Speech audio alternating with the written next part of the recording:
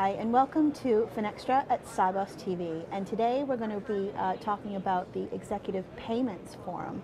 And joining me today are Simon Newstead from RBS, Gareth Lodge from Celent, Ruth Wandhöfer from Citi, and Barry Rhodes from ACI. Thank you very much. Now, before we get into sort of the nitty-gritty of what the Executive Payments Forum talks about, can someone give us a clue about what it actually is? What type of club is it? Certainly. It's an event that's been run by ACI Worldwide for the last few years, and it's essentially a retreat. We're inviting along bankers and people from payment institutions to share knowledge and ideas and really get an exchange of information and discuss the topics of the day. They've been running for a number of years, and it's not just in the UK, but this year, for example, there's one running in Mumbai as well. So, and there's a wide participation from UK and Europe and global? Yes. Yes. So banks are really striving to better serve their corporate customers, both locally and globally. So what role do standards play in enhancing this bank to corporate relationship?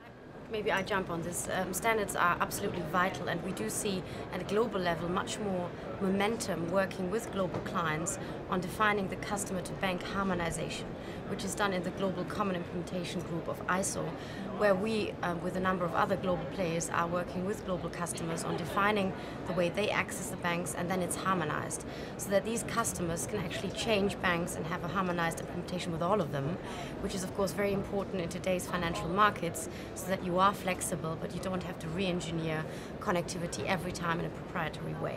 And we do see that much more happening on the customer-to-bank side, whilst of course in Europe we have the single euro payments area built on the same standards framework, the ISO 20022 XML, where we have struggled over many years to get banks aligned on that standards layer, which is still something that we're going to hopefully push forward with the regulation later on in the year, early next year.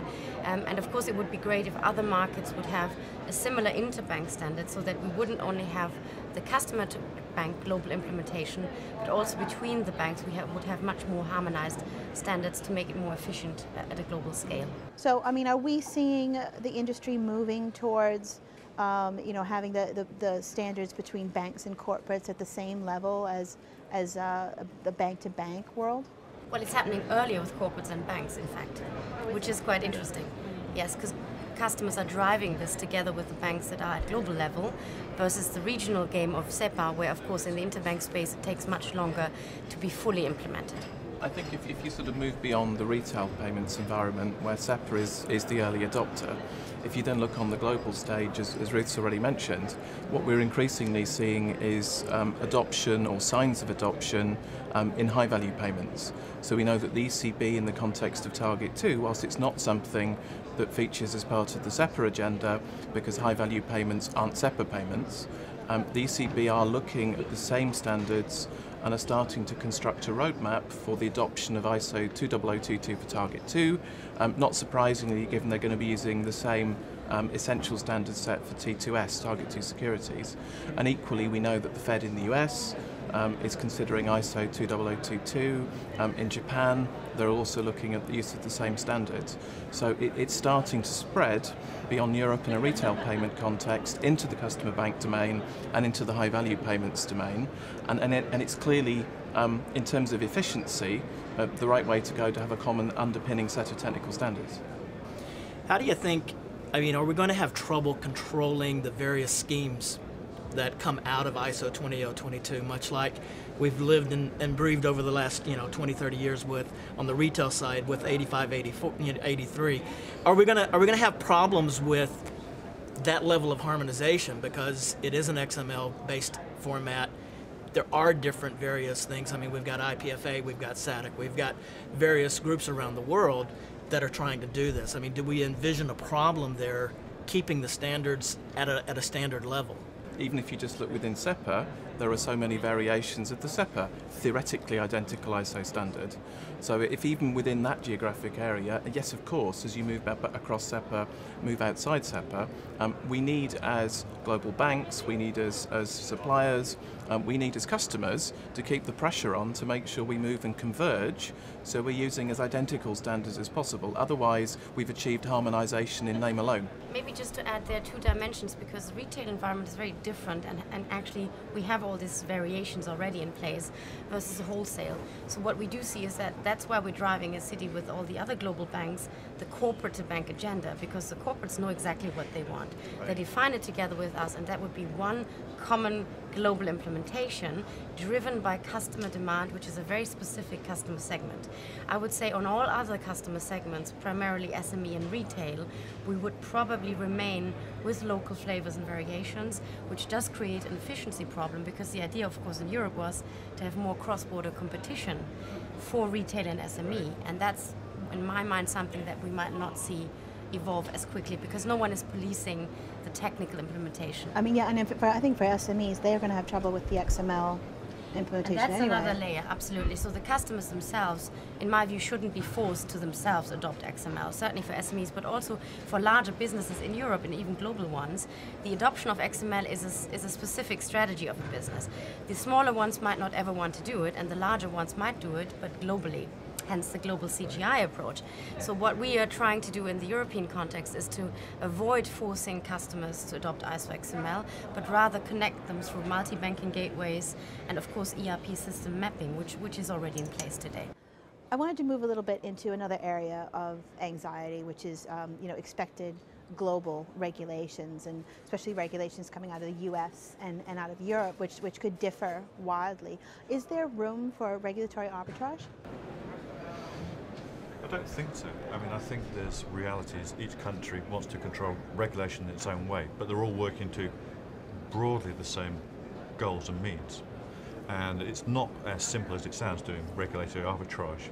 I mean, perhaps if you're an organisation the size of Citi, and Ruth would be able to speak to that much better, but I can't see it happening in a large-scale way. Maybe in small places for individual pieces, but I can't see it happening overall. I mean, what is true is that we are hoping to see more global regulatory convergence, particularly on the capital liquidity Basel framework, because what we see is that a lot of countries commit to do things, but have in the past done them in a patchy way at different timelines, and some of them haven't even done them. And so the question now is, for a global player, you would like to see convergence and consistent as much as possible, because every country with own specifications that go as deep down as your balance sheet are going to create a sunk cost in a certain way, rather than having one standard. And what we do also see is that, of course, global players have already announced, so did we, that we will be ready for Basel III much earlier than the timetable. So we'll be Basel III by 2012.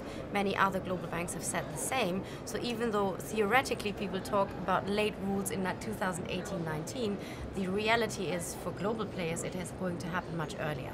And so there is a certain risk that super equivalence is one of the key themes that we see coming out, where countries want to do more and more specifically. That, of course, will challenge the business model of a global provider, because you will be faced against very different levels of capital and, of course, different timelines on the regime. But we're trying to be as harmonized as possible straight away, so that we can have a dialogue with regulators afterwards. To wrap this up, I wanted to have a discussion about technology. So, we've talked about standards, we talked about regulation. What role does technology play in the payments world for banks? Well, I think probably the first thing that we have to look at with technology is actually what's feasible in the time frame of achieving standard harmonization or compliance with the regulations. We're all looking at cost reduction as a primary concern, so looking where we can reuse services, and whether it's high care or low care type payment processing. I think technology will play the biggest role there in providing infrastructure that can be used for multiple types of payments and payment channels, so that it's going to enable the banks and the financial institutions and the other payment providers the ability to be innovative on a budget. trying to meet those customer demands, provide for that corporate access capability across the globe or locally in the most efficient, cheapest manner, quite honestly. So are banks moving away from in-house development and looking at alliances and partnerships when looking at payments innovation? If you look at some of the new technologies, some of the new customer requirements, we're increasingly, certainly from an RBS perspective, we're seeing customers expecting faster and faster services, more real-time information, more real-time payments. If you look at technology, but if you also look at some of the new entrants to the market, the non-bank providers, partnership possibilities are increasingly the way that many banks are now looking. So it's not necessarily having to do a self-build and try and sort of reconfigure your existing technology stack to take on new technologies. It's thinking, how can I partner with the right provider, and that's really whatever size of bank you might be. So it might be one bank working with another in a kind of a sourcing way, or it could be a bank working with a technology provider, a clearinghouse, one of the sort of small money remittance sort of agencies almost. That there's a number of ways of doing this, but I think the combination of technology, the enhanced customer demand, and the new entrants is a good way of stimulating innovation. I think what's quite interesting, looking at it from almost the outside, is we see some banks who are seeing what the problem is and then going buying the technology to solve that. But equally, there are some people choosing the same technology and saying, well, we're going to solve this, but what else can we do? And it's those kind of banks who are thinking, well, there's so much uncertainty today, let alone tomorrow. We do need a partner. We do need somebody who we can work with, so we've got that flexibility in the future. So instead of looking at that short-termism, which we see so often, they are taking a much longer strategic view. And I think that will really show in a couple of years, those banks who've made that shift. And maybe just to add from a Citi perspective, we've been obviously partnering with technology companies for many, many years. And how we do it is really identifying what the customer needs and then creating the solutions and finding in the market how to do it in a most efficient way. And what we've done as a sort of next level of evolution also in the FI space is to have much more innovation collaboration. So we've created innovation centers in Europe, Asia and America to really sit down with clients, whether they're corporates or banks, to identify what they need and how we can work together to create a solution, similarly to what we're doing with corporates in the CGI. So it's really taking the customer as the centerpiece and then seeing what's out there. And particularly given the increasing competition from non-bank providers that are as technology providers coming into the payment space, as an example, doesn't actually need to be a threat, because there's the most efficient way is usually to collaborate, because even for them to recreate everything on their own is not going to be as efficient. So I think there's much more dynamics in the system if you see the challenges. Excellent. Well, I think we're going to wrap it up here because we're short on time, but good luck all of you explaining the Payments Forum to the Sibos audience. Thank you very much. Thank you. You.